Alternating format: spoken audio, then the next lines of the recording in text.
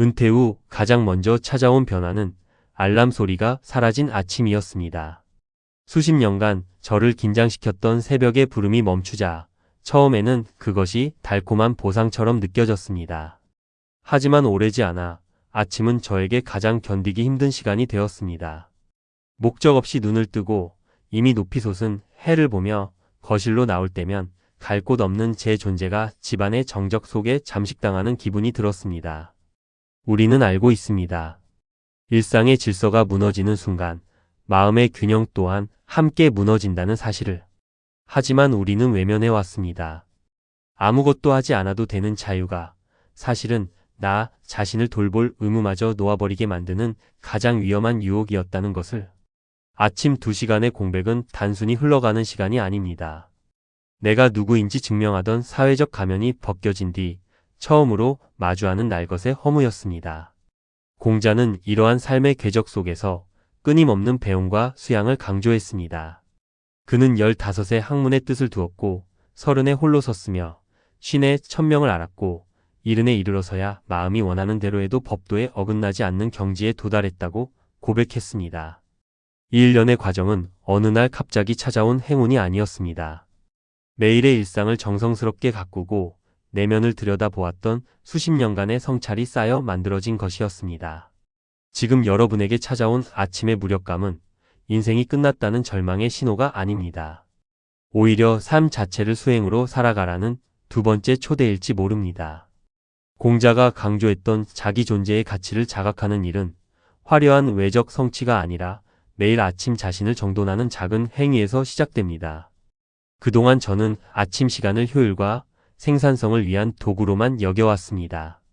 더 빨리 출근하고 더 많은 성과를 내기 위해 아침을 희생시키는 것이 미덕이라 믿었습니다. 하지만 은퇴 이후의 아침은 더 이상 무언가를 생산하기 위한 시간이 아니었습니다. 온전한 나를 만나는 시간이어야 했습니다. 나 자신을 먼저 돌보는 법을 배우지 못한 채 타인의 시선 속에서만 존재를 확인받으려 했던 세월이 뼈아프게 다가왔습니다. 하지만 우리는 외면해왔습니다. 진정한 자아를 만나는 공간은 타인의 소음이 멈춘 바로 그 고요한 아침의 시간 속에 있다는 사실을.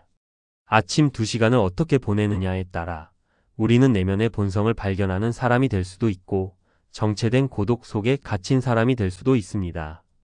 이제 제가 직접 실천하며 무너진 마음을 다시 세울 수 있었던 작은 행위 3가지를 여러분과 나누려 합니다.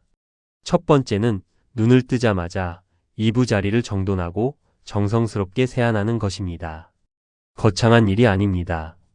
하지만 헝클어진 주변을 정리하는 이 짧은 행위만으로도 저는 내 삶의 주권이 다시 저에게로 돌아오고 있다는 안도감을 느꼈습니다. 나를 돌보는 가장 기초적인 의식입니다. 두 번째는 오직 나만을 위한 배움의 시간을 10분이라도 갖는 것입니다.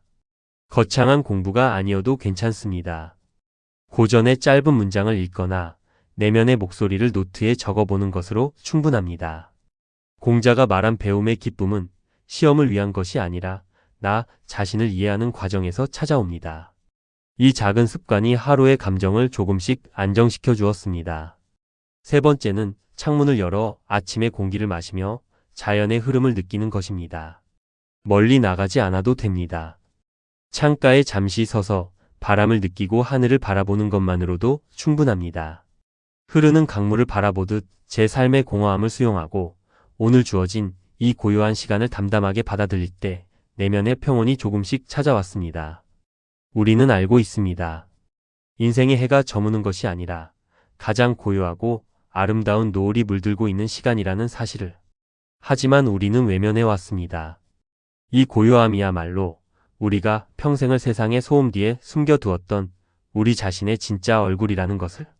70세가 되어 마음이 시키는 대로 해도 어긋남이 없었다는 성인의 말씀은 결국 모든 집착으로부터의 자유에 대한 이야기입니다. 그 자유는 거창한 성취가 아니라 오늘 아침 내가 세운 작은 질서를 묵묵히 지켜나가는 성실함에서 시작됩니다. 아침의 2시간은 하루 전체를 결정하는 시간입니다. 거창한 변화를 꿈꾸기보다 오늘 하루 주어진 이 고요한 시간을 정성스럽게 살아내는 것에 집중해 보십시오. 내면의 평온은 세상이 주는 것이 아닙니다. 내가 나 자신을 온전히 받아들이고 작은 실천을 이어갈 때 찾아오는 선물입니다. 여러분의 아침에도 조용한 평화가 깃들기를 진심으로 바랍니다.